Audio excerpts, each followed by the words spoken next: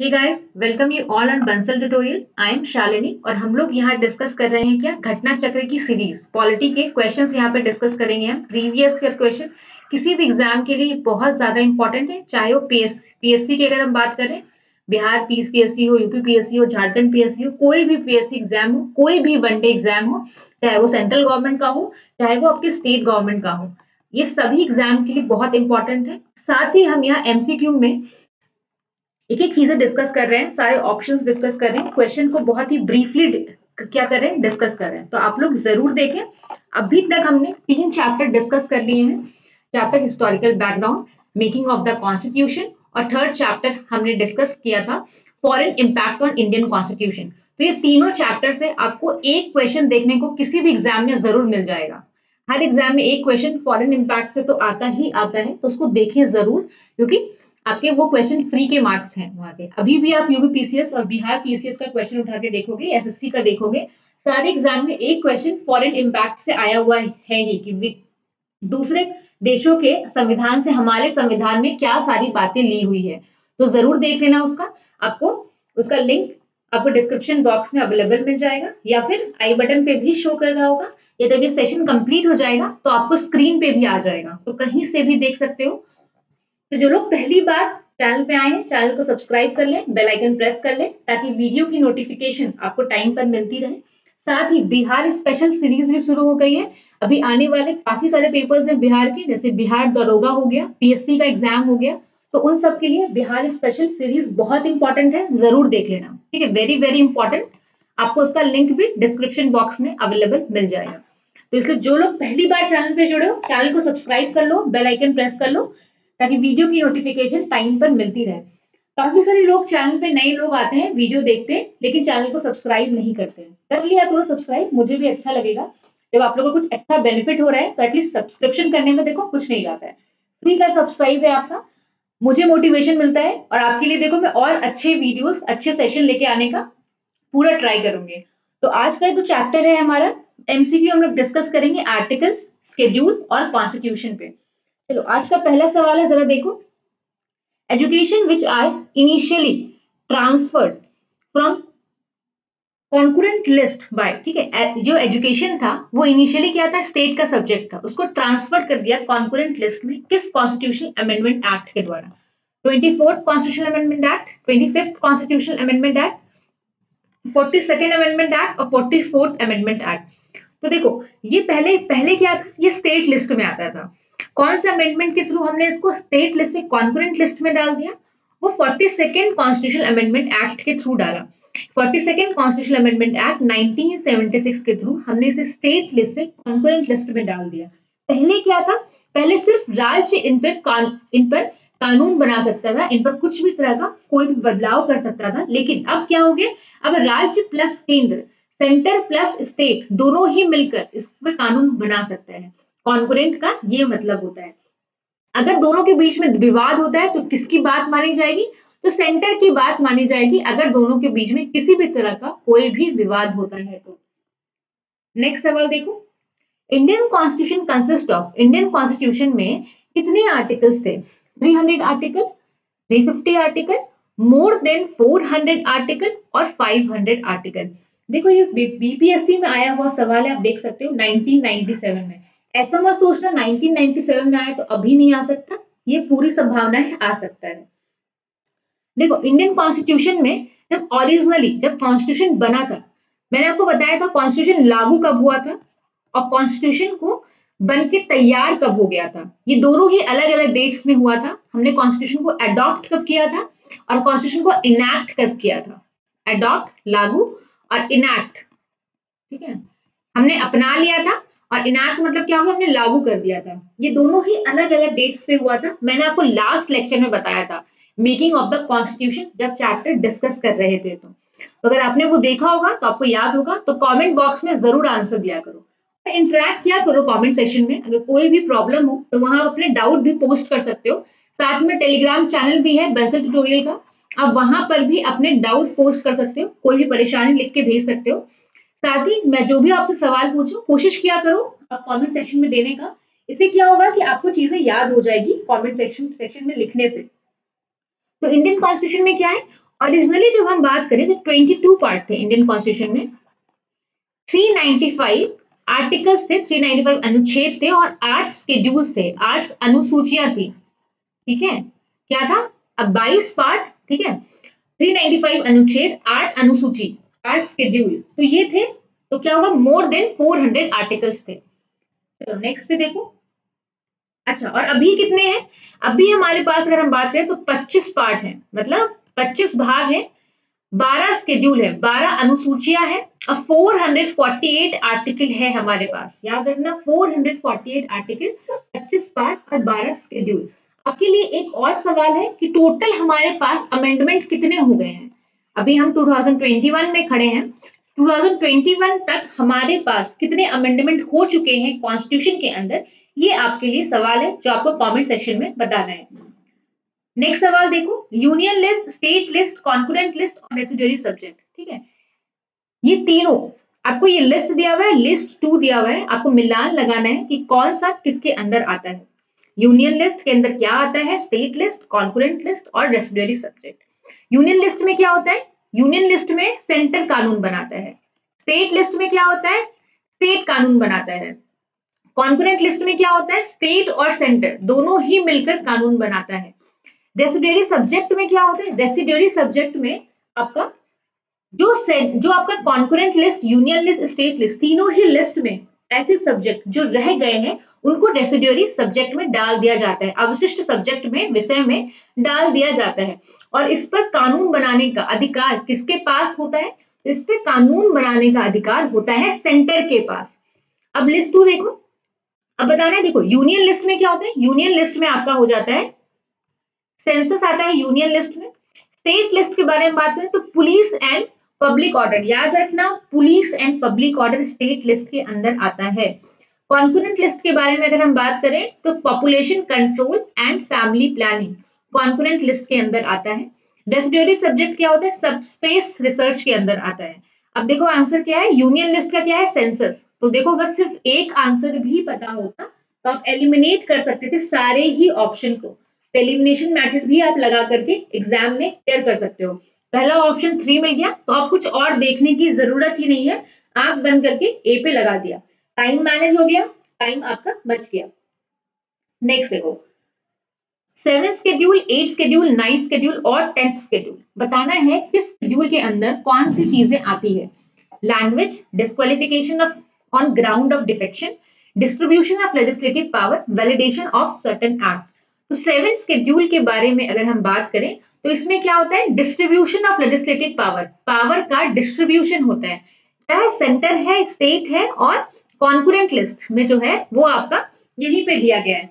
अच्छा, हमने concurrent list कहां से लिया जरा बताओ? मैंने आपको बहुत अच्छी ट्रिक के साथ लास्ट सेशन में बताया था जब foreign impact on Indian constitution पढ़ रहे थे। तो आपको बताना है 7 शेड्यूल में कॉन्करेंट लिस्ट हमने किस देश से लिया है, किस देश के संविधान से लिया है। चलो जल्दी से कमेंट सेक्शन में मुझे बताओ इसका आंसर। 8 शेड्यूल क्या हो जाएगा? 8 शेड्यूल में लैंग्वेजेस आते हैं। अच्छा, हमारे कॉन्स्टिट्यूशन में कितने लैंग्वेजेस हैं ये भी आपको बताना है। मैं आपसे क्वेश्चन इसलिए पूछ रही हूँ क्योंकि आपका रिकॉल हो जाएगा चीजें, आपको याद हो जाएगी चीजें जब आप खुद से रिसर्च करोगे और इसको लिखोगे। तो 9 शेड्यूल में क्या होता है? वैलिडेशन किया गया कुछ एक्ट्स को, जैसे जमींदारी को हटाने के लिए क्या गया था, लैंड रिफॉर्म किया गया था, वो सारी चीजें 9 शेड्यूल के अंदर आ जाती है। 10th शेड्यूल के बारे में अगर हम बात करें तो डिस्क्वालिफिकेशन होता है यहाँ पे ग्राउंड ऑफ डिफेक्शन, दल बदल का विरोध जो कानून है वो आपका इसी के अंदर है। तो आंसर क्या हो जाएगा इसका? आंसर हो जाएगा सी। तो देखो ये ऑप्शन तो कट गया पहले ही ऑप्शन से। अब ए और 3 में देखना था तो डी ऑप्शन अगर आपको पता होता, अगर डी ऑप्शन आपको पता होता तो आप इसका आंसर बड़ी आसानी से निकाल लेते, बस सी देखते डी और करेक्ट हो जाता है आंसर। देख रहे हो? तो ऐसे आपको चीजें ढूंढनी है जो कि चारों में अलग अलग है, वहां से आपको आंसर फाइंड आउट करना है। नेक्स्ट देखो, There were originally how many articles in the Constitution of India? इसका आंसर मैंने अभी आपको बताया है कि भारतीय संविधान में मूल रूप से कितने अनुच्छेद थे। मेरे आंसर बताने से पहले आप लोग आंसर कमेंट सेक्शन में लिखोगे।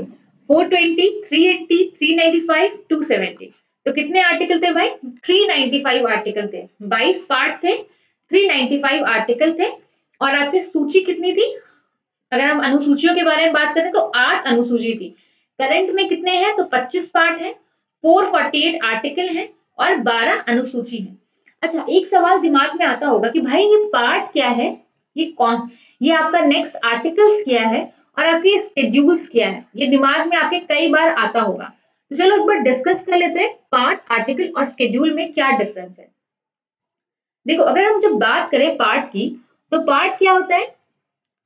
पार्ट का मतलब होता है, जैसे देखो, जब आपके पास कोई बुक होता है, बुक के स्टार्टिंग में इंडेक्स होता है, ठीक है, इंडेक्स के बाद चैप्टर शुरू होता है और उस चैप्टर में क्या होता है, ये चैप्टर शुरू हो गया, चैप्टर में क्या होता है, चैप्टर के नेम होता है चैप्टर का, और उसके बाद कुछ कुछ उसकी बॉडी होती है, इसमें कंटेक्स्ट होता है, कुछ कंटेंट होता है जो लिखा हुआ होता है।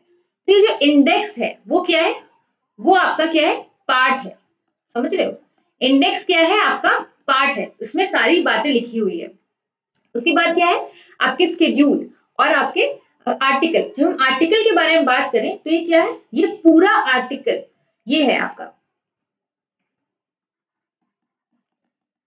जो चैप्टर में जितनी बातें लिखी होती है वो पूरे आर्टिकल्स हो जाएंगे।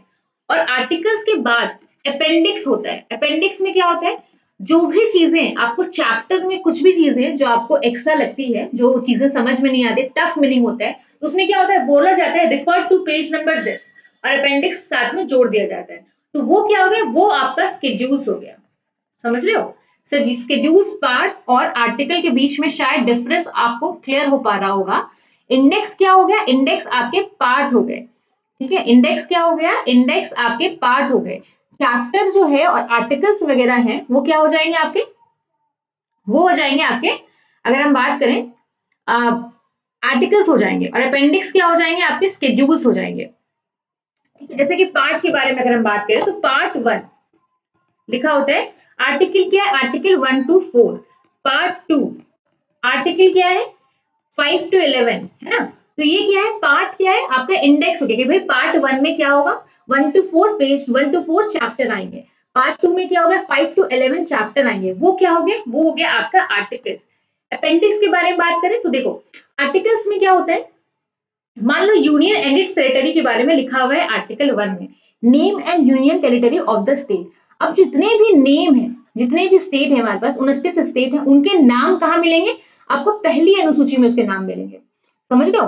फर्स्ट शेड्यूल जब खोलोगे तो फर्स्ट शेड्यूल में वो सारे स्टेट के नाम होंगे जो इंडिया में है। ठीक है, तो अगर किसी को कोई भी, अगर दिमाग में कोई कंफ्यूजन हुआ कि भैया ये स्टेट इंडिया के अंदर आता है या नहीं आता है, तो उसको क्या करना होगा, शेड्यूल में जाके देखना होगा कि भाई ये स्टेट इंडिया के अंदर है या नहीं है। तो वो हो गया आपका पहला शेड्यूल। चलो समझ में आ गया, पार्ट, आर्टिकल और आपके शेड्यूल। कुछ भी कंफ्यूजन हो तो आप कमेंट सेक्शन में पूछ सकते हो, कल फिर इसके बारे में डिस्कस कर लेंगे। इसका आंसर बता दिया था 395 आर्टिकल। चलो नेक्स्ट पे देखो, Which of the following is the subject of concurrent list? Concurrent list का सब्जेक्ट क्या है? Police, criminal matter, radio and television, foreign affair. देखो अभी पुलिस मैंने बताया था आपको, किसका मैटर है पुलिस, बताए ना, स्टेट लिस्ट का मैटर है पुलिस, है ना, स्टेट लिस्ट का मैटर है पुलिस। तो अगर हम बात करें फॉरेन अफेयर, टेलीविजन, ये दोनों की अगर हम बात करें, फॉरेन अफेयर, टेलीविजन की, तो ये किसका मैटर है, ये आपका यूनियन लिस्ट का मैटर है। ठीक है, इस पे क्या होता है, आपके ये सेंटर कानून बना सकता है, केंद्र कानून बना सकता है। लेकिन क्रिमिनल मैटर के बारे में बात करें, जहां सारे मैटर जो आपके आईपीसी धारा के अंदर आते हैं, इंडियन पेनल कोड, तो ये क्या है, ये आपके कॉन्करेंट लिस्ट के अंदर आता है। इसमें स्टेट और सेंटर दोनों ही मिलके कानून बना सकता है। दोनों के बीच में कोई भी विवाद होगा तो सेंटर का बात माना जाएगा, कोई भी कॉन्फ्लिक्ट होगा तो केंद्र की बात मानी जाएगी। आंसर क्या हो जाएगा, क्रिमिनल मैटर। नेक्स्ट देखो, in Indian constitution comprises of, Indian constitution के अंदर कितने आर्टिकल हैं, चलो अभी बताया मैंने, इसका आंसर खुद बता देना। फर्स्ट हो जाएगा 395 article, 22 part, 12 schedule. Total number of schedule कितने हैं कॉन्स्टिट्यूशन के अंदर, तो टोटल नंबर ऑफ शेड्यूल कितने हैं, तो आपके 12 हैं, बता चुकी हूँ मैं आपको 12 शेड्यूल। देखो हमने 4 शेड्यूल हमने ऐड किए हैं बाद में, इनिशियली कितना थे, इनिशियली सिर्फ 8 थे, 8 से क्या हो गया, 4 को ऐड किया और हो गए 12। तो जो 4 जो नए शेड्यूल ऐड हुए हैं, एक बार उसके बारे में देख लेते हैं। देखो 9 शेड्यूल जो ऐड हुआ वो 1951 में ऐड हुआ। 9th शेड्यूल 1958 में ऐड हुआ, जिसमें क्या था, लैंड टैक्स के बारे में था, ठीक है, रेलवेज के बारे में था। जो भूमि सुधार हुआ वो 9th शेड्यूल के अंदर हुआ 1951 में। फिर हम 10th शेड्यूल के बारे में बात करते हैं। 10th शेड्यूल जो आपका जोड़ा गया वो 52nd कॉन्स्टिट्यूशन अमेंडमेंट एक्ट के द्वारा जोड़ा गया। 9th शेड्यूल आपके फर्स्ट अमेंडमेंट एक्ट के द्वारा, फर्स्ट कॉन्स्टिट्यूशन अमेंडमेंट एक्ट 1951 के द्वारा 9th शेड्यूल जोड़ा गया। 10th constitution amendment act 52nd constitution amendment act के द्वारा 1985 में हुआ था। कौन सा ये, इसमें क्या जोड़ा गया, ग्राउंड ऑफ डिफेक्शन, ठीक है, ग्राउंड ऑफ डिफेक्शन जो एंटी डिफेक्शन का लॉ है, दल बदल के खिलाफ जो कानून है, वो 10th शेड्यूल के अंदर जोड़ा गया। जब हम 11th शेड्यूल के बारे में अगर हम बात करते हैं तो ये जोड़ा गया 73rd कॉन्स्टिट्यूशन अमेंडमेंट एक्ट के थ्रू। और इसमें क्या जोड़ा गया, इसमें जोड़ा गया पंचायती राज, ठीक है, जो ग्राम पंचायत जो हम देखते हैं वो 11th शेड्यूल की ही देन है। जब हम 12th शेड्यूल के बारे में अगर हम बात करें तो ये जोड़ा गया 1992 में ही, और ये क्या था, 74th कॉन्स्टिट्यूशन अमेंडमेंट एक्ट था, जो म्युनिसिपैलिटी जोड़ा गया। तो 12th शेड्यूल के अंदर ये है। तो 9th schedule first constitution amendment act जिसमें लैंड रिफॉर्म हुआ। फिर 10th शेड्यूल आपका 52nd constitution amendment act 1985, ground of defection. 11th schedule 73rd constitution amendment act, Panchayati Raj. समझ पा रहे हो? चलो नेक्स्ट देखो। तो इसका आंसर तो मैंने आपको बता ही दिया 12। देखो हम लोग यहाँ पे पूरा डिस्क्रिप्टिव एनालिसिस कर रहे हैं। अब किसी भी एग्जाम की तैयारी कर रहे हो, आपको ये काम आएंगे ही आएंगे वहां पे। अब देखो, consider the following statement, the constitution of India has 20 part, 390 article है, 9, 10, 11, 12 शेड्यूल ऐड किया कॉन्स्टिट्यूशन में अमेंडमेंट के द्वारा। अभी जस्ट देखा हमने, टोटल हमारे पास 8 शेड्यूल थे, 4 अभी ऐड हुए हैं। तो भैया इसको देख के ही समझ में आ गया कि ये तो ऑप्शन करेक्ट है। तो मतलब ये ऑप्शन गया, ये ऑप्शन गया, अब बच क्या गया हमारे पास, अब बच गया है हमारे पास ये ऑप्शन और ये ऑप्शन आपको देखना है। तो अगर पहला स्टेटमेंट देखो 20 पार्ट है क्या, भाई 20 पार्ट तो नहीं है, 25 पार्ट है, तो ये ऑप्शन भी चला गया। और 390 आर्टिकल तो है नहीं, 448 आर्टिकल है, तो आंसर क्या हो जाएगा, आंसर होगा सी। चलो नेक्स्ट देखते हैं। The Indian constitution is divided into, Indian constitution कितने पार्ट में डिवाइड है, तो भाई 25 पार्ट में डिवाइड है। The part of constitution content relating to citizenship, citizenship से कौन सा पार्ट रिलेटेड है, पार्ट 1, पार्ट 3, पार्ट 2, पार्ट 4 बताना है कौन सा पार्ट आपके इंडियन कॉन्स्टिट्यूशन से, इंडियन कॉन्स्टिट्यूशन सिटीजनशिप से रिलेटेड है। तो पार्ट 2 के बारे में अगर हम बात करें तो किससे रिलेटेड है, ये रिलेटेड है आपके सिटीजनशिप से। पार्ट 1 के बारे में बात करें तो union and it's territory, article 1 to 4 part 1। Part 3 के बारे में बात करें तो फंडामेंटल राइट, मौलिक अधिकार, आर्टिकल 36 से 51। पार्ट 2 के बारे में अगर हम बात करें सिटीजनशिप, ठीक है, 5 से 11। पार्ट 4 के बारे में बात करें तो डीपीएसपी 36 से 51। तो समझ रहा हूँ ये बहुत ज्यादा इंपॉर्टेंट है, ये एग्जाम में बार बार पूछे जाते हैं, तो आप इसको इग्नोर ना करें, याद कर लें। और जब आप रोज सेशन अटेंड करोगे यहाँ पे बंसल ट्यूटोरियल पे, तो आपको चीजें ऑटोमेटिकली याद हो जाएगी। इसीलिए कह रही हूँ चैनल को सब्सक्राइब कर लो, ताकि चीजें आप यहाँ पे रिमेम्बर कर सको और प्रिपरेशन को एक बूस्ट दे सको। नेक्स्ट देखो, which one of the following is not match properly, इनमें से क्या चीजें मैच नहीं है, करेक्टली बताना है।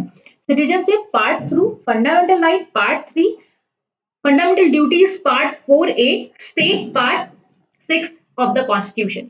तो देखो अभी बताया मैंने फंडामेंटल ड्यूटीज, फंडामेंटल ड्यूटीज कहाँ है आपके, पार्ट 4A में। क्या बोल रहा है, पार्ट 4A में फंडामेंटल ड्यूटीज हैं। तो क्या फंडामेंटल ड्यूटीज पार्ट 4A में है, पार्ट 6A में है क्या, 6 है, 4 नहीं है, तो पार्ट 6A में है क्या, नहीं भाई, पार्ट 4A में है फंडामेंटल ड्यूटीज। तो आर्टिकल क्या है, आर्टिकल है 51A। टोटल कितनी फंडामेंटल ड्यूटीज है, तो 11 फंडामेंटल ड्यूटीज है। कहाँ से लिया है, यूएसएसआर से लिया है। किस कमिटी के रिकमेंडेशन पे फंडामेंटल ड्यूटीज जोड़ा गया, तो स्वर्ण सिंह मेहता कमिटी के रिकमेंडेशन पे जोड़ा गया। तो ये सारी बातें आपको याद रखना है। कौन से कॉन्स्टिट्यूशन अमेंडमेंट एक्ट के थ्रू जोड़ा गया, तो जरा ये आपको कमेंट सेक्शन में बताना है कि किस कॉन्स्टिट्यूशन अमेंडमेंट एक्ट के थ्रू इसको जोड़ा गया। नेक्स्ट सवाल पे चलो, formation of new state citizenship, fundamental right, setting of administrative tribunal. बताना है आपको, लिस्ट 1 और लिस्ट 2 दिया हुआ है, इसमें करेक्ट मिलान लगाना है। फॉर्मेशन ऑफ न्यू स्टेट, जब भी नया स्टेट क्रिएट किया जाता है तो आर्टिकल 3 में परिवर्तन किया जाता है। ठीक है, आर्टिकल 3 ऑफ द कॉन्स्टिट्यूशन में परिवर्तन होता है। आर्टिकल 3 क्या बोलता है? Formation of new state and alteration of areas, किसी भी स्टेट की बाउंड्री को चेंज करना, ऑल्टर करना, स्टेट के एग्जिस्टिंग नेम को चेंज करना। तो इसके चेंज करने के लिए आपके आर्टिकल 3 में परिवर्तन किया जाएगा। तो क्या हो जाएगा? Article 3 of the constitution. ठीक है, यहाँ पे आर्टिकल 3 होगा, यहाँ पर भी आर्टिकल 3 हो जाएगा। तो article 3 of the constitution. Citizenship के बारे में अगर बात करें तो part 2 of the constitution of India. Fundamental right के बारे में बात करें तो part 3 of the constitution of India. Article क्या है? पार्ट 3 के बारे में बात करें तो 12 से 35 है ना। पार्ट 2 में आर्टिकल क्या है? 5 से 11, समझ रहे हो। नेक्स्ट देखो, सेटिंग ऑफ एडमिनिस्ट्रेटिव ट्रिब्यूनल। तो article 323A of the constitution of India. तो आंसर क्या हो जाएगा? इसका आंसर हो जाएगा ए। बस एक आंसर लगाना था, सारे ऑप्शन अपने आप कट हो जाते हैं। तो एलिमिनेट ऑप्शन लगाया करो। ठीक है, एलिमिनेशन मेथड अप्लाई किया करो और आंसर निकाला करो, उससे आधे से ज्यादा आंसर आपके सही निकलेंगे। नेक्स्ट देखो, which part of our constitution envisage a 3-tier system of the panchayat. कौन सा ऐसा पार्ट है कॉन्स्टिट्यूशन का जो 3-tier सिस्टम को दर्शाता है? तो इसका आंसर क्या हो जाएगा? पार्ट 9। पार्ट 9 दर्शाता है आपके पंचायत को। आर्टिकल क्या है? 243 से 243O। ठीक है, ये है आर्टिकल पार्ट 9 का। स्केड्यूल क्या है ये आप बताओगे, मैंने आपको अभी जस्ट बताया है स्केड्यूल, तो ये आपको बताना है। पार्ट 10 के बारे में अगर हम बात करें तो स्केड्यूल एंड ट्राइबल एरियाज के बारे में बताता है। ठीक है, स्केड्यूल एंड ट्राइबल एरियाज के बारे में पार्ट 10 बताता है।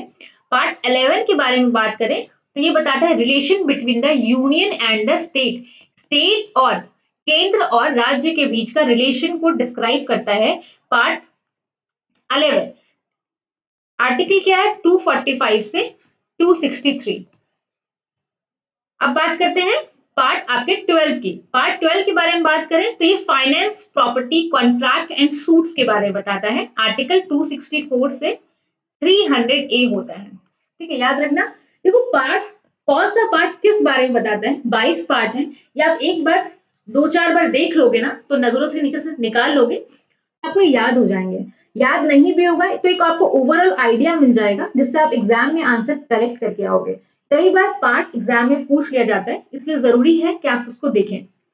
73rd कॉन्स्टिट्यूशन अमेंडमेंट एक्ट के द्वारा 1992 में पंचायत और 74th कॉन्स्टिट्यूशनल अमेंडमेंट एक्ट 1992 में म्युनिसिपैलिटी को जोड़ा गया था। ठीक है, पंचायत क्या होता है? ग्रुप ऑफ विलेजेस में होता है पंचायत होता है। ठीक है, एक विलेज या ग्रुप ऑफ विलेजेस में क्या है? पंचायत होगा। गांव के पूरे समूह में पंचायत होगा। इंटरमीडिएट लेवल पे क्या होगा? मंडल और तालुका पंचायत होगा।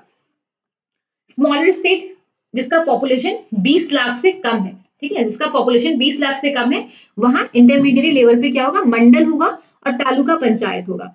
जिला पंचायत क्या होगा?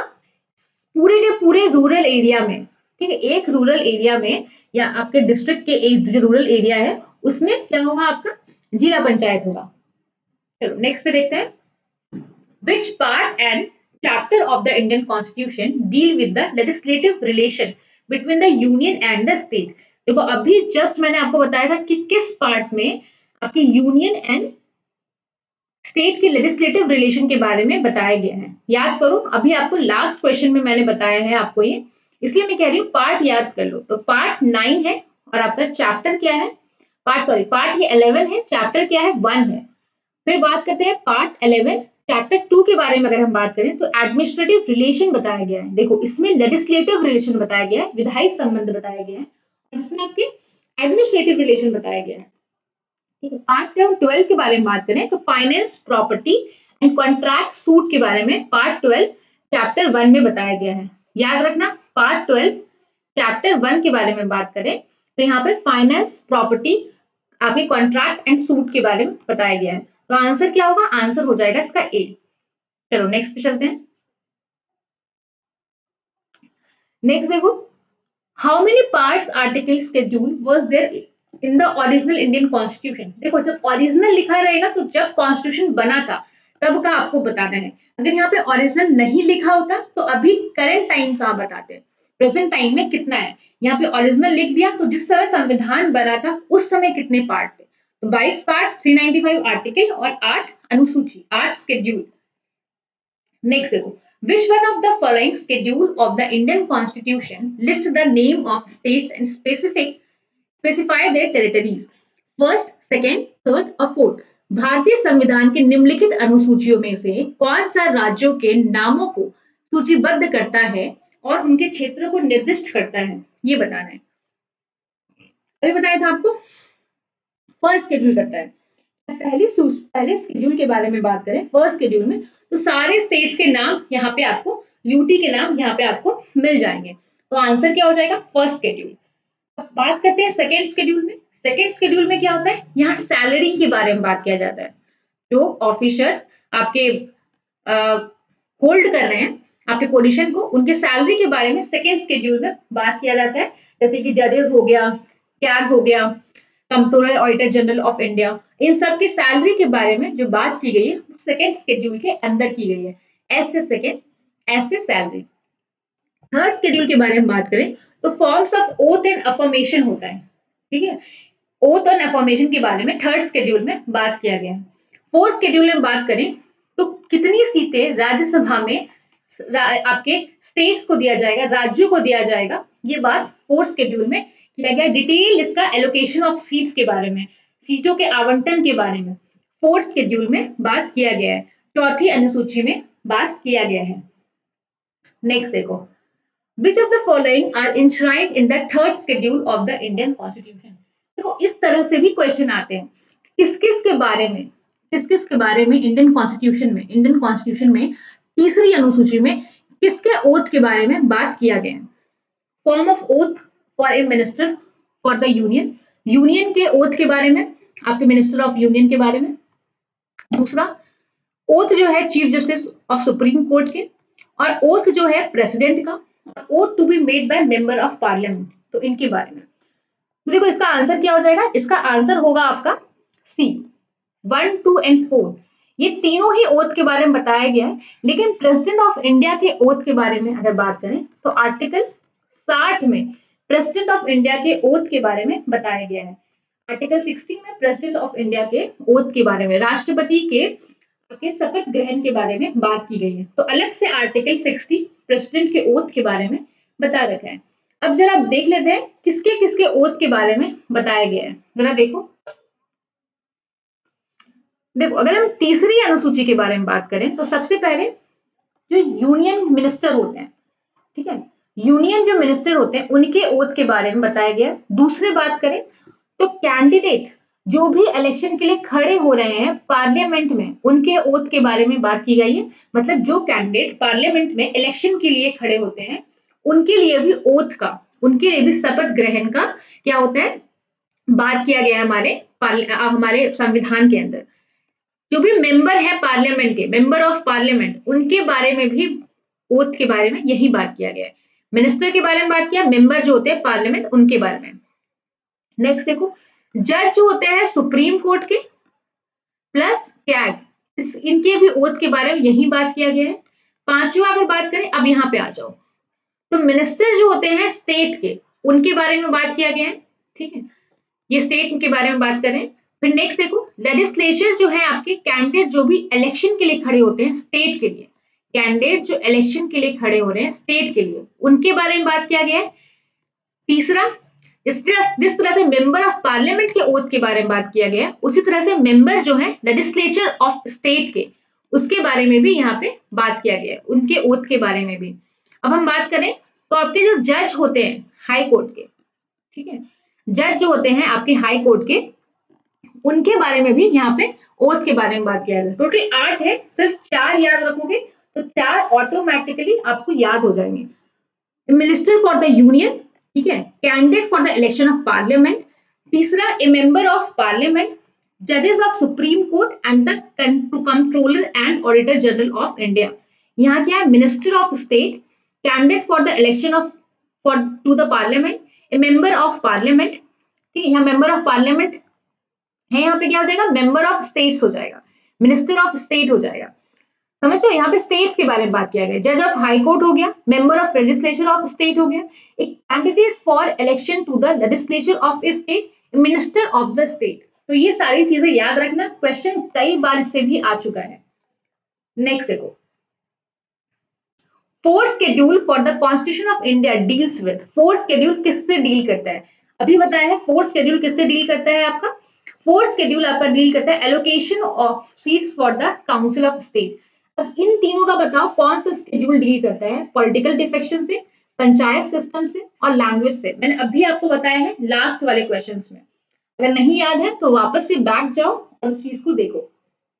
नेक्स्ट देखो, if a new state of the Indian Union is to be created, which one of the following schedule for of the constitution must be amended? जब नया स्टेट क्रिएट किया जाएगा तो कौन सा स्केड्यूल अमेंड किया जाएगा, तो भाई फर्स्ट शेड्यूल में अमेंडमेंट किया जाएगा। कौन सा शेड्यूल में किया जाएगा, तो फर्स्ट शेड्यूल में किया जाएगा, याद रखना। क्यों किया जाएगा पहले शेड्यूल में, तो इस शेड्यूल में, पहले शेड्यूल में सारे ही स्टेट और यूटी के नाम लिखे गए हैं। ठीक है, नेक्स्ट देखो, सेकेंड शेड्यूल क्या है, सैलरी संबंधित है, थर्ड क्या है आपके ओथ से संबंधित है, बताया था, फोर्थ क्या है आपका एलोकेशन ऑफ सीट राज्यसभा में, उसके बारे में बात करता है। नेक्स्ट देखो, 4, 6, 8 और 9 अभी बता दिया। फोर्थ क्या है, फोर्थ के बारे में बात करें तो एलोकेशन ऑफ सीट्स है ना, काउंसिल ऑफ स्टेट में, तो भाई एलोकेशन ऑफ सीट्स हो गया। देखो 3 नंबर था तो सारे ही ऑप्शन आपको मिल गए, ये सारे कट गए। 6 के बारे में अगर हम बात करें तो ट्राइबल एरियाज के बारे में बात किया गया है। 8 के बारे में बात करें तो 8 में क्या है आपका लैंग्वेज के बारे में। 9 के बारे में बात करें तो आपका लैंड रिफॉर्म के बारे में। अब एक सवाल आता होगा आपके दिमाग में, 5th और 6th शेड्यूल के बारे में अगर हम बात करें, देखो 5th और 6th शेड्यूल में थोड़ा सा डिफरेंस है। ये ट्राइबल एरियाज के बारे में बात करता है, जो आपके शेड्यूल ट्राइबल एरियाज है उनके एडमिनिस्ट्रेशन के बारे में बात करता है 5th शेड्यूल।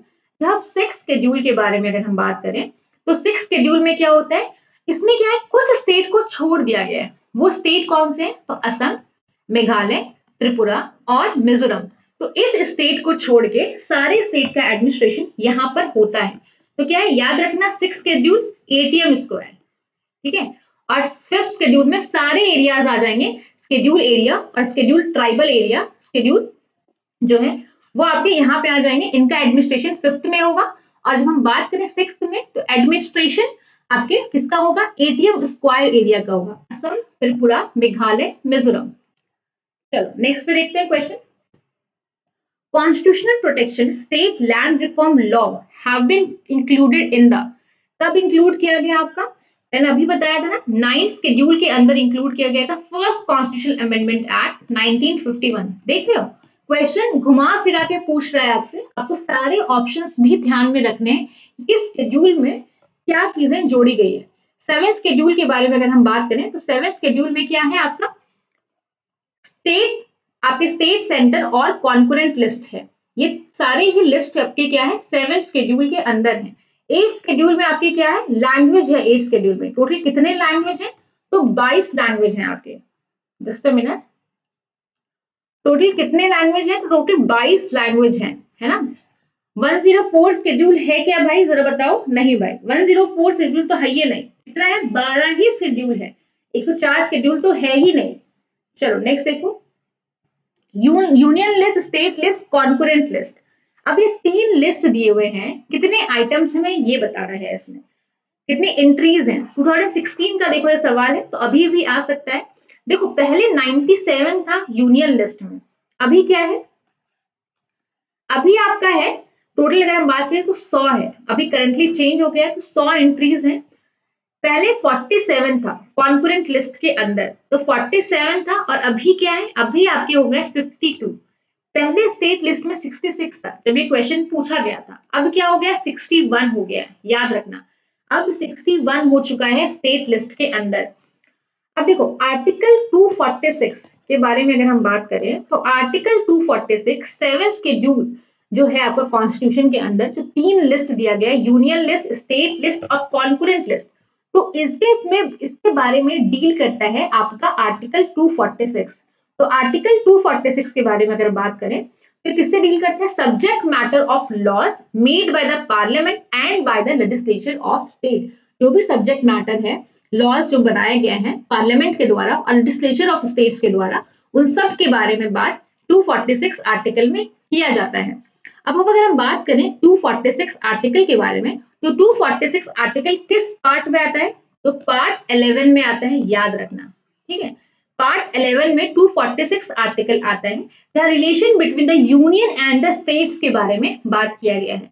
आर्टिकल 245 से लेकर आर्टिकल 263 यहाँ पर एक्सप्लेन करता है, आर्टिकल 245 से लेकर आर्टिकल 263। तो जिस समय ये सवाल पूछा गया था उस समय के हिसाब से आंसर क्या होगा? आंसर बी होगा। करेंटली पूछा जाएगा तो यूनियन लिस्ट में 100 है, स्टेट लिस्ट में टोटल 52 सब्जेक्ट है, कॉन्करेंट लिस्ट में टोटल आपके स्टेट लिस्ट में टोटल 61 सब्जेक्ट है और आपके कॉन्करेंट लिस्ट में कितने हैं आपके? अगर हम बात करें तो 52 सब्जेक्ट है। कुछ चीजें और जानो जो यहाँ बहुत इंपॉर्टेंट है आपको जानना। देखो मैं डिस्क्रिप्टिव आपको इसलिए करा रही हूँ ताकि आप चीजों को और अच्छे से एनालाइज कर पाओ।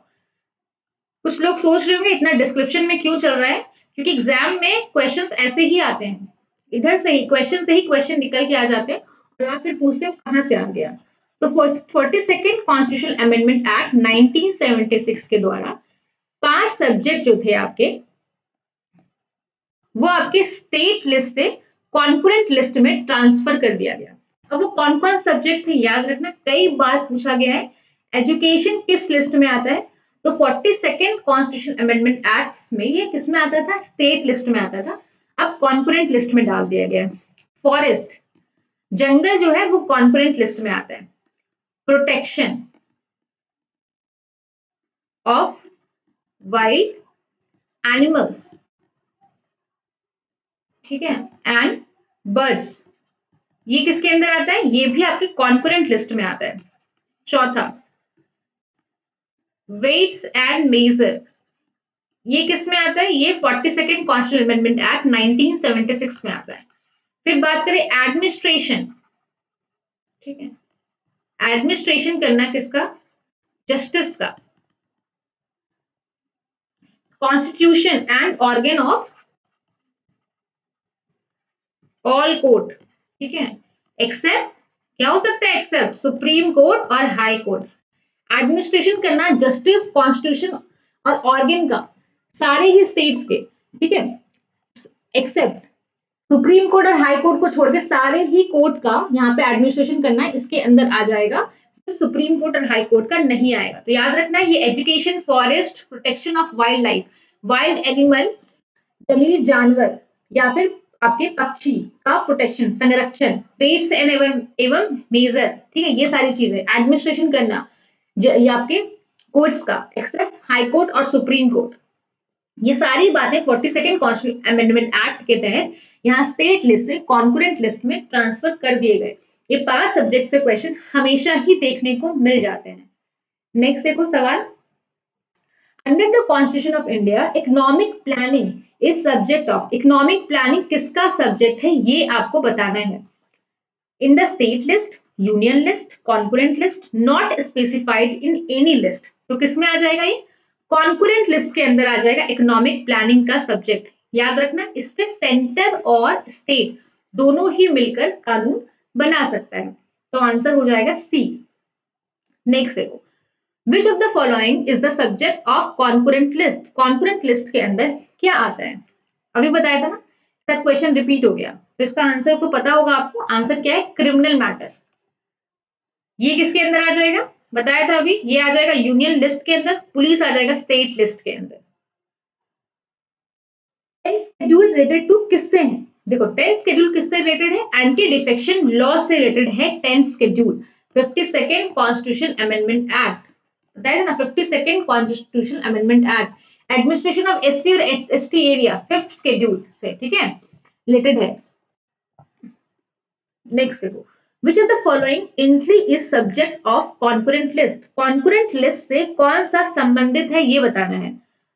Population control and family planning, public health and sanitation पर पर्सन और ट्रेजर ट्रेवल बताना है इनमें से कौन सा कॉन्करेंट लिस्ट के अंदर आता है। तो population control and family planning किसके अंदर आ जाएगा? जनसंख्या नियंत्रण और परिवार नियोजन कॉन्करेंट लिस्ट के अंदर आएगा। ठीक है, पब्लिक हेल्थ एंड सैनिटेशन के बारे में बात करें, पर पर्सन यहाँ पे टैक्स हो जाएगा। पर पर्सन टैक्स के बारे में अगर हम बात करें, प्रति व्यक्ति। ठीक है, ट्रैवल के बारे में बात करें तो ये क्या होगा? ये आपकी स्टेट लिस्ट में आ जाएगा, याद रखना ये स्टेट लिस्ट में आ जाएगा। Population control and family planning किसके अंदर आएगा? ये आएगा कॉन्करेंट लिस्ट के अंदर।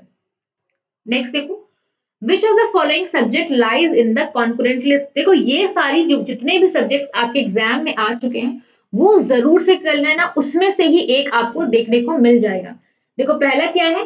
एग्रीकल्चर, एजुकेशन, पुलिस और डिफेंस। देखो एग्रीकल्चर के बारे में अगर हम बात करें तो ये किस लिस्ट के अंदर आता है? एग्रीकल्चर, जरा बताओ। एजुकेशन तो मैंने अभी आपको बताया, 42nd कॉन्स्टिट्यूशन अमेंडमेंट एक्ट के थ्रू क्या हो गया? एजुकेशन स्टेट लिस्ट से कॉन्करेंट लिस्ट में ट्रांसफर हो गया। जब हम पुलिस के बारे में बात करें तो अभी बताया स्टेट के अंदर आता है आपका ये।